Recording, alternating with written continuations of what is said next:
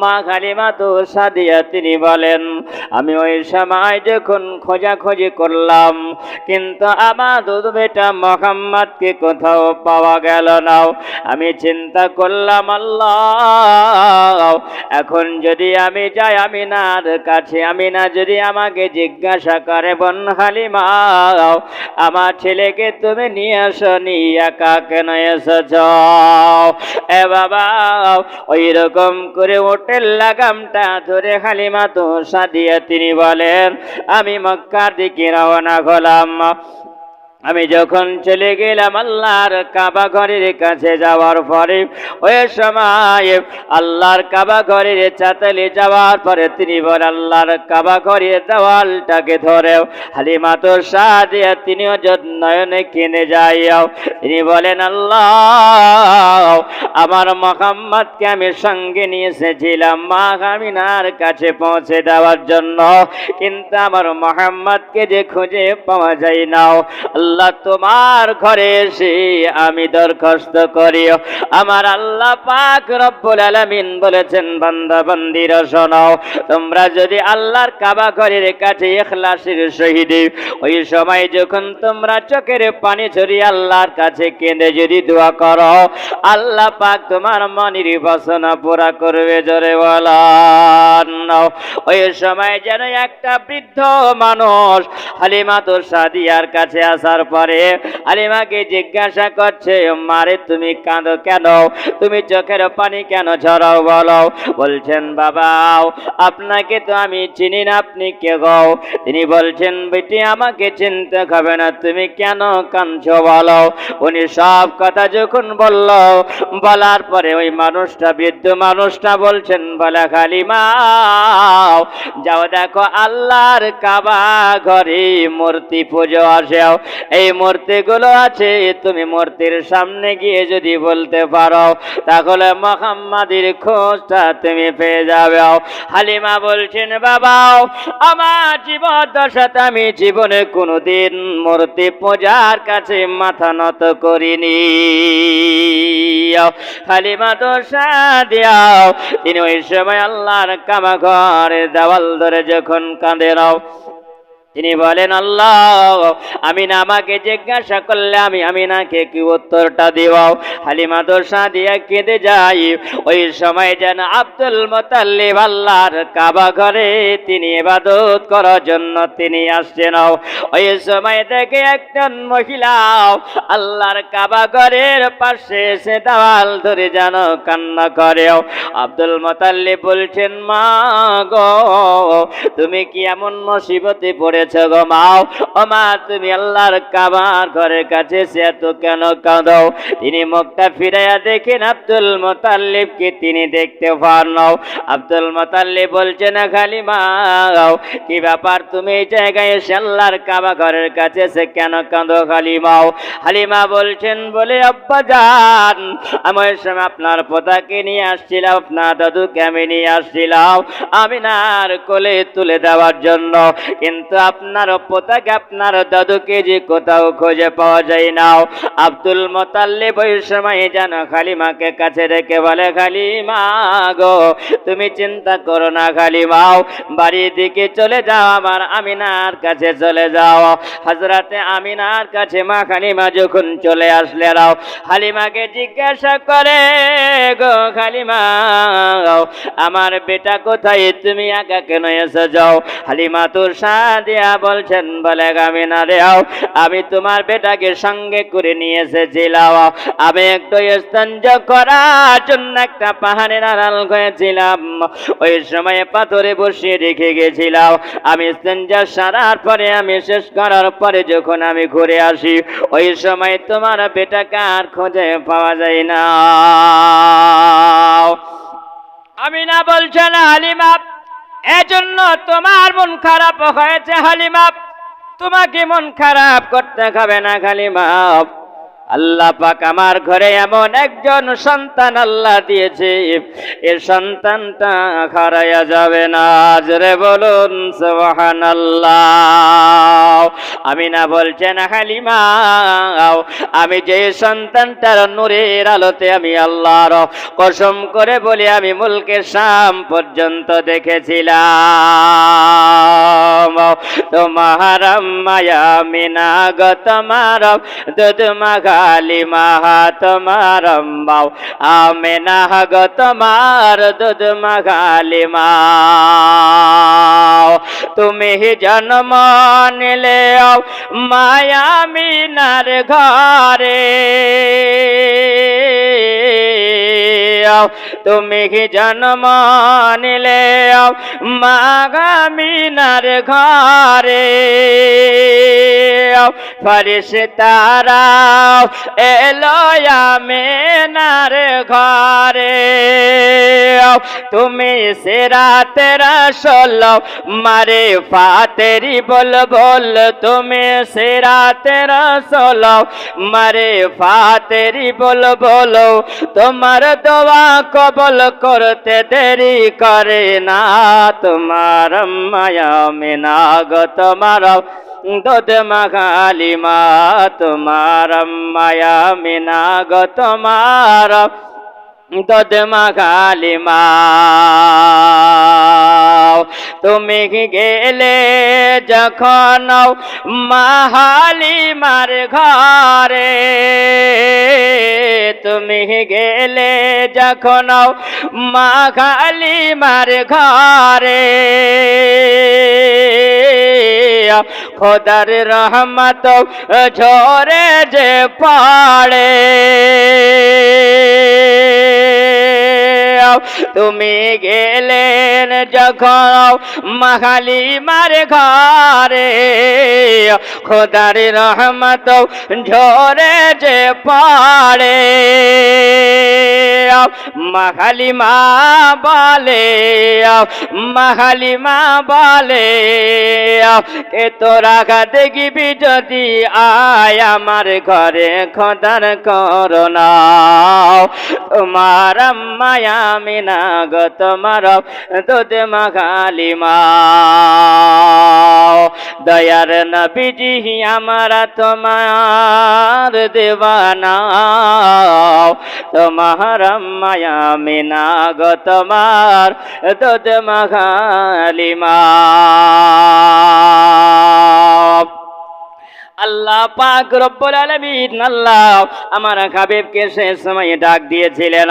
আল্লাহ পাক আমার নবীকে যে পৃথিবীতে আল্লাহ নবী করে আল্লাহ পাঠিয়েছেন, ওই সময়তে বাবা আব্দুল মুত্তালিব জান আল্লাহর কাবা ঘরে চাতালে তিনি দাঁড়িয়ে দাঁড়িয়ে তিনি বক্তব্য দিয়ে বললেন, কুরাইশ বংশের মানুষেরা তোমরা কে কোথায় আছো গো এসো, আমি আব্দুল মুত্তালিব তোমাদেরকে ডাক দিয়েছি। সবাই এসে যখন হাজির হয়ে গেল, সরদার ডাক দিয়েছে, সবাই এসে যখন হাজির হলো বাবা, ওই সময়তে জান আব্দুল মুত্তালিব বলছেন, আমার বেটা আব্দুল্লাহ, যার বেটা হলো মুহাম্মদ সাল্লাল্লাহু আলাইহি ওয়াসাল্লাম, এই মুহাম্মদকে তোমরা দেখো, এই মুহাম্মদ আমার পোতাকে খুঁজে পাওয়া যায় না। কেউ যদি তোমরা খুঁজে পাও, খোঁজ যদি দিতে পারো, আমি আব্দুল মুত্তালিব তোমাদেরকে 10টা করে ওটা আমি পুরস্কার দেব। এ বাবা চারিদিকে খবর হয়ে গেল, সবাই যেন খোঁজা খুঁজে করে, কিন্তু আমার নবীকে খুঁজে পাওয়া যায় না। আমার নবী যেন কোথায় আছেন কেউ খুঁজে পায় না। আব্দুল মুত্তালিবের কাছে এসে খবর হয়ে গেল, ওগো আমাদের মক্কার সরদার, ওগো আল্লাহর ঘরের মুতাওয়াল্লি, আপনি যে আমাদেরকে খবর দিয়েছিলেন সেই খবর অনুযায়ী আপনার পোতাকে যেন কোথাও খুঁজে পাওয়া যায় না। আমরা কোথাও খুঁজলাম কিন্তু সব জায়গা গেলাম, কোথাও পাওয়া গেল না। আব্দুল মুত্তালিব তিনি বলেন, নাও ওই সময় আমি যখন বেরিয়ে গেলাম আল্লাহর কাবা ঘর থেকে, বেরিয়ে যাবার পরে আমি চলে যাই সামনে একটা মানুষ দেখা গেল। ওই সময় মানুষটাকে আমি জিজ্ঞাসা করলাম, বলে বাবারে তোমাকে একটা কথা জিজ্ঞাসা করবো বাবা। বলছেন আপনি কি আমাকে জিজ্ঞাসা করবেন? বলছে বাবা এইদিকে দেখেছে একটা 5 বছরের সন্তান যার নাম হলো মোহাম্মদ, এইদিকে কি তুমি যেতে দেখেছো বাবা? ওই সময় যেন মানুষটা বলছে না গো আব্দুল মুত্তালিব, আমি কত বছরের ছেলে বলতে পারবো না, তবে ওই যে দেখা যায় একটা পাহাড়ের চূড়া দেখতে পাওয়া যায়, ওই যে পাহাড়ের উপরে আমার বকরিগুলোকে আমি নিয়ে গেছিলাম চড়ানোর জন্য।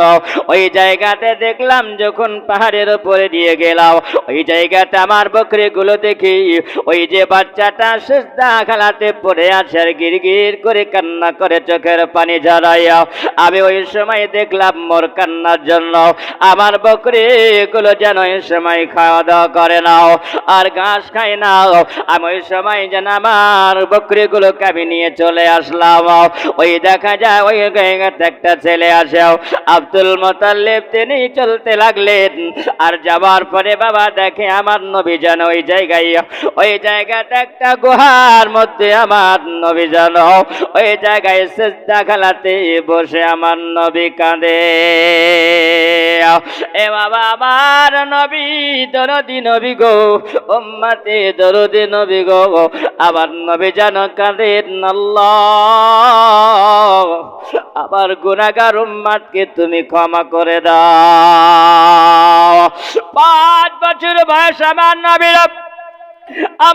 নবী কি যাইয়া রব্বে কাবলে উম্মতি, ইয়া রব্বে কাবলে উম্মতি, আল্লাহ আমার গুনাহগার উম্মতির কি হবে?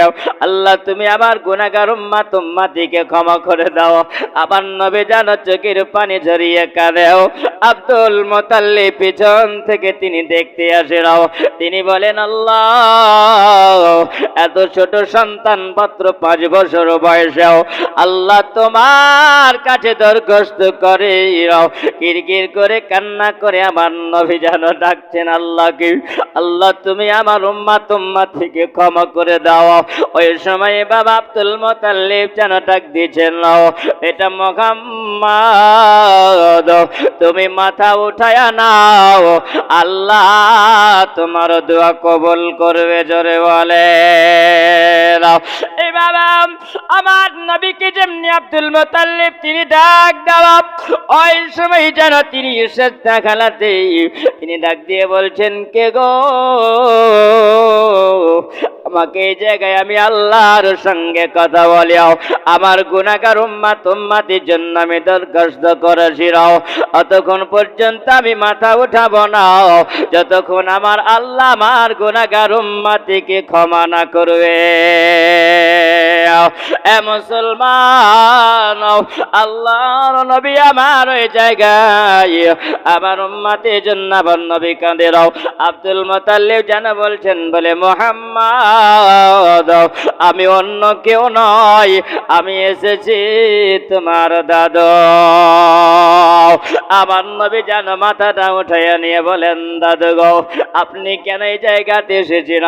আবার নবীকে 5 বছর পরে যেন আব্দুল মুত্তালিব পাওয়ার পরে একটু সিনাতে লাগালেন, বুকে লাগালেন, বুকে লাগায় নামার পরে বলছেন, এটা মুহাম্মদ আমার দাদু, চলো চলো এখন চলে যেতে হবে বাড়ি, চলো তোমার জন্য তোমার দুধমা হালিমা বড় টেনশনে আছে বেটা, তোমার মায়ের চোখে তুমি পানি কেন ঝরিয়েছো বেটা, চলো। ওই সময় যেন আবার নবীকে আব্দুল মুত্তালিব বলেন, আমি ওটার উপরে চাপাইয়া দিয়াও। আমি যখন চলতে আরম্ভ করলাম, বাড়ির ভিতরে যখন আসলাম, ওই সময় আমার মা আমিনা হাত দুখানা বাড়িয়ে দিলে দাও। আবার নবী যেমন গোটে গোটে পা মোবারকে মা আমিনার বুকে লেগে গেল। মা আমিনা নেওয়ার পরে তিনি বলেন, বেটা মুহাম্মদ তুমি কোথায় গেছিলে বেটা? তোমার জন্য যে তোমার দুধ মাখালি মাও চোখের পানি ঝরিয়েছিল, ও বেটা বলো তুমি কোথায় চলে গেছিলাও? আবার নবী বলছেন, গো মা জননী আমি যখন পাথরের উপরে বসেছিলাম, ওই সময় যেন আবার গুনাহগার উম্মতকে মনে পড়েছিল। বাবা বলো, আমার নবী গুনাহগার উম্মতির জন্য আমার নবী যখন সিজদা খালাতে এসে কেঁদেছিলেন, আবার নবী গো 5 বছর বয়সে গুনাহগার উম্মতির জন্য আমার নবী কেঁদেছেন। ও মুসলমান বলো, আমরা কই নবীর জন্য কবার চোখের পানি ঝরাই? বাবা, আমরা মুখে মুসলমান দাবি করি, কিন্তু আমরা নবী নবী বলি, কিন্তু নবীর দিওয়ানা হতে পারি না। ও বাবা, আমার নবী যেন বলছেন, বলে মা গো, আমার ওই সময় যখন গুনাহগার উম্মতকে করে মনে পড়ল, মা আমি একটু নিরিবিলি জায়গাতে আল্লাহর ইবাদত করে ওই সময় আল্লাহ পাকের সঙ্গে কথা বলছিলাম। জোরে বলো এ মুসলমান, আবার নবীর আদর্শ কত সুন্দর। আবার নবী বলছেন, ওগো মা গালিমা, ওগো মা, আমার গুনাহগার উম্মতকে মনে পড়েছিল, ওই জন্য মা গো তোমার বিনা অনুমতিতে আমি একটু আড়ালে গিয়েছিলাম। মা, ওগো মা গালিমা, তুমি আমাকে এই জন্য ক্ষমা করে দাও। জোরে বলো এ মুসলমান, মা হালিমাতু সাদিয়া তিনি বলেছিলেন, বেটা মুহাম্মদ রে, আর আমি তোমাকে নিয়ে যাব না, এবার তোমার মা জননীর কোলে তোমাকে তুলে দিলাম।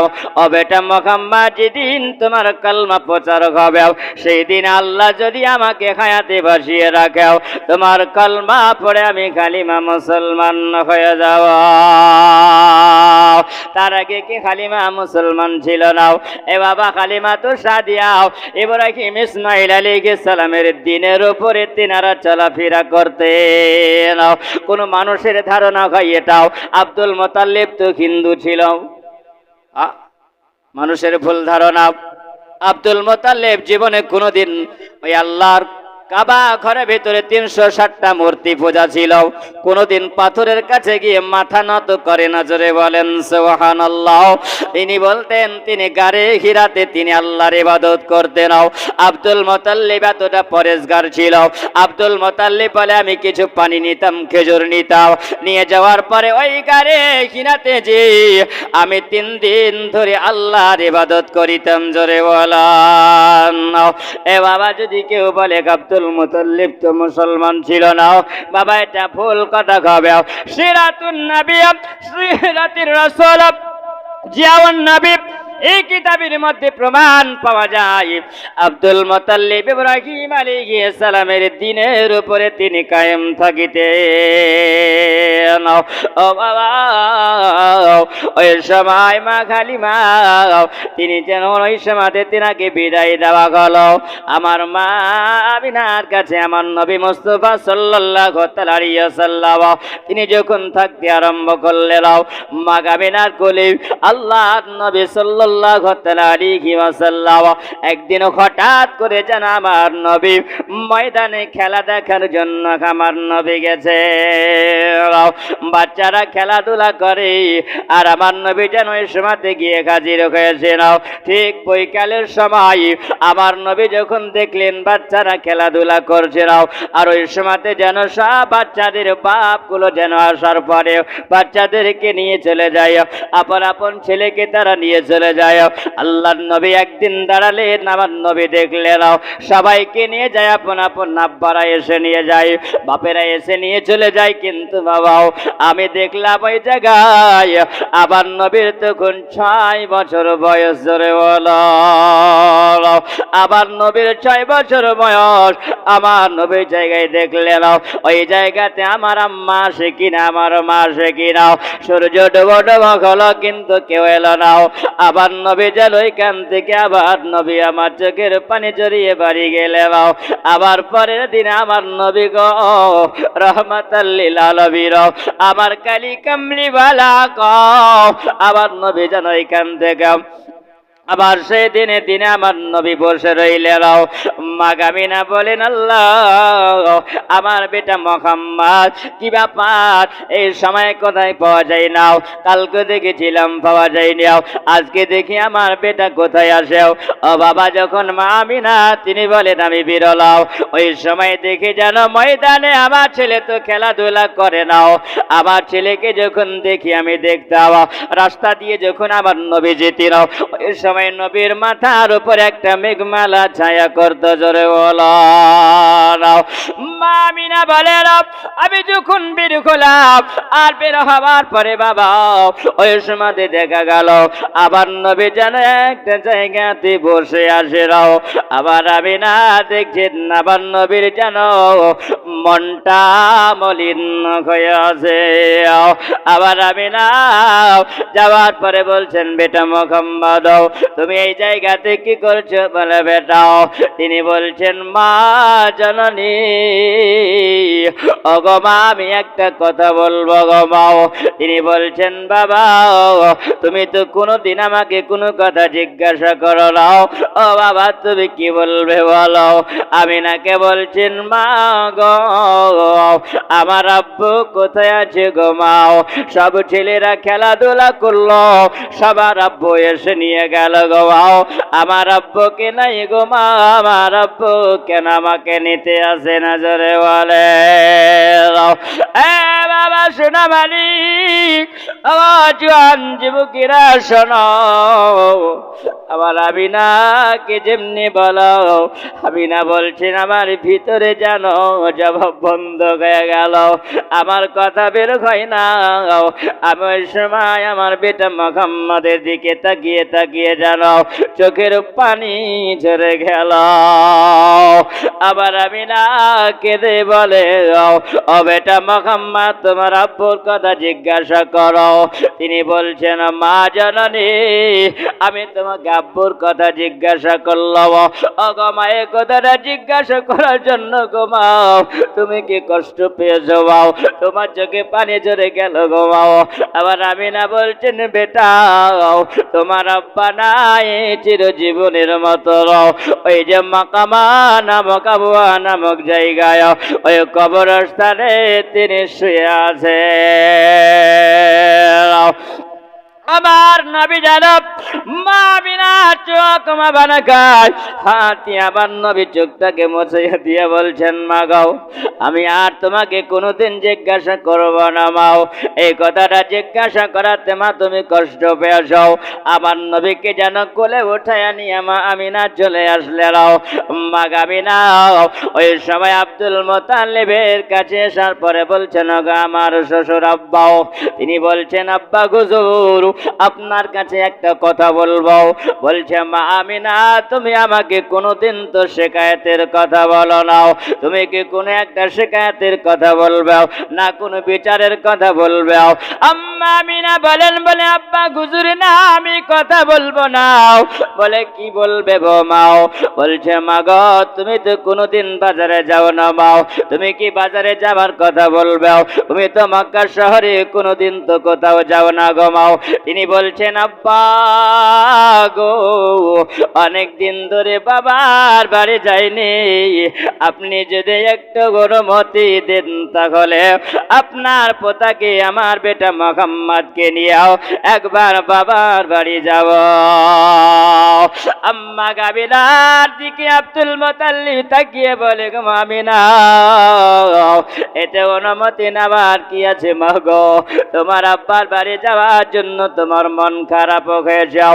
তোমার মতো আমিনা এই জগতের নারীরা যদি হয় পারমিশন লেনওয়ালি যদি হয়ে যায়, শ্বশুরকে শ্বশুরের মতন যদি সম্বোধন করে, শ্বশুরকে শ্বশুরের মতন যদি ভালোবাসে, শ্বশুরকে বাবার মতন যদি ভালোবাসে। আমিনা বলেন আমার বাবার নাম হলো ওয়াহাব জহরি আর আমার শ্বশুরের নাম হলো আব্দুল মুতাল্লিব, কিন্তু আমিনা কোনোদিন শ্বশুরের চোখে দেখে না। তিনি বলেন আমি ওয়াহাব জহরি আব্বার মতন আমি সম্মান করিতাম। জোরে বলেন এ বাবা ও গো মা খালা শুনো গো মা। হযরতে আমিনা তিনি বলেন আমি ওই সময় যখন আমার আব্বা হুজুরের কাছে নিলাম, আমার আব্বা হুজুর আমাকে ডাকার পরে বলছেন আমিনা গো ও গো আম্মা আমিনা একবার কাছে এসো বেটি। আমার যখন কাছে আসলেন নাও আব্দুল মুতাল্লিব বেটির মতন বাবাও একটু আদর করে কপালে চুমা দিলেন। জোরে বলো আদর করে বলে, মা আমিনা গো, আমি একটা কথা বলি, আমি নাও, তুমি যাবে বাপের বাড়ি, আমি বাধা দিব নাও, তবে আমি না বেশি দিন তোমার ছেলেকে নিয়ে তুমি থাকবে নাও। আমি আব্দুল মুত্তালিব আমার ভাই মুহাম্মদকে না দেখলে আমি থাকতে পারি না।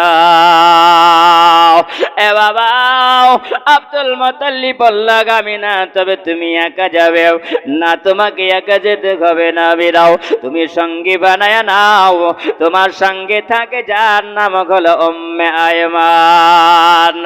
উম্মে আয়মানকে নিয়ে তুমি সঙ্গী বানিয়ে চলে যাও, তবে বেশি দিন থাকিও নাও। শ্বশুর মশাইয়ের কাছ থেকে নিয়ে তিনি বিদায় নিলে দাও, বিদায় নিয়ে যায়, আমার নবীকে মোটের উপর আগে বসাইয়া নিয়েছে দাও। আবার নবী যত দূরে চলে যায়, আব্দুল মুত্তালিব দাঁড়িয়ে দাঁড়িয়ে তিনি পোতার দিকে তাকিয়ে আছে।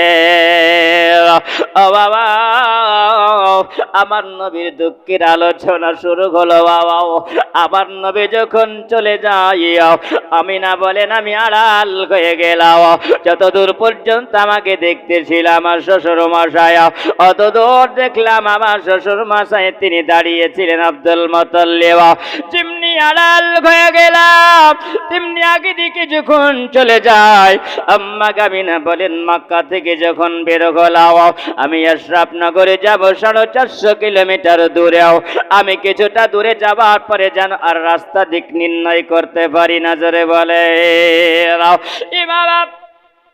ওই সময় আমিনা বলেন, আমি অনেক দিন পরে বাবার বাড়ি যাই, আমি রাস্তা যেন ভুলে গেছি।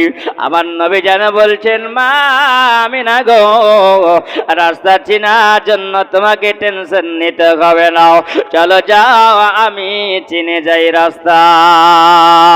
আমি নবী জানি কোন রাস্তা দিয়ে কোথায় যেতে হবে, কারণ আমার নবীকে আল্লাহ পাক সারা দুনিয়া আল্লাহ 1 সেকেন্ডে ঘুরিয়েছিলেন। জোরে বলো।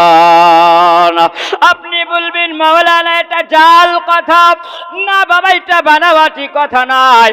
হযরতে আমিনা রাদিয়াল্লাহু তাআলা গতে বর্ণিত আছে, হযরতে আমিনা বলেন, যখন আমার বেটা মুহাম্মদ দুনিয়াতে এসেছিল, হঠাৎ করে দেখা গেল যেন একটা মুহূর্তের মধ্যে যেন কোথাও দেখতে পাওয়া যায় না, কোথায় গেল দেখা যায় না, আমার নবীকে আল্লাহ পাক জান্নাতি রেশমি পোশাক পরিয়ে পাঠিয়েছিলেন। জোরে বলো।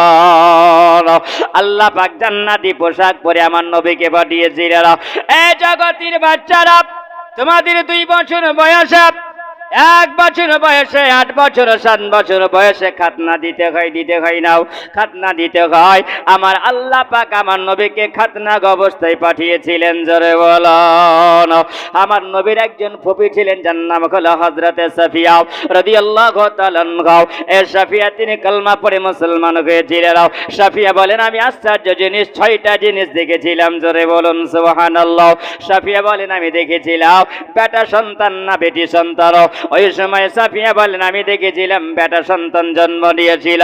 হযরত সাফিয়া বলেন, আমি ওই সময় দেখলাম, আমি যখন দেখলাম আমার ভাতিজাকে, ওই সময় দেখেছিলাম খাতনা অবস্থায় এসেছিল।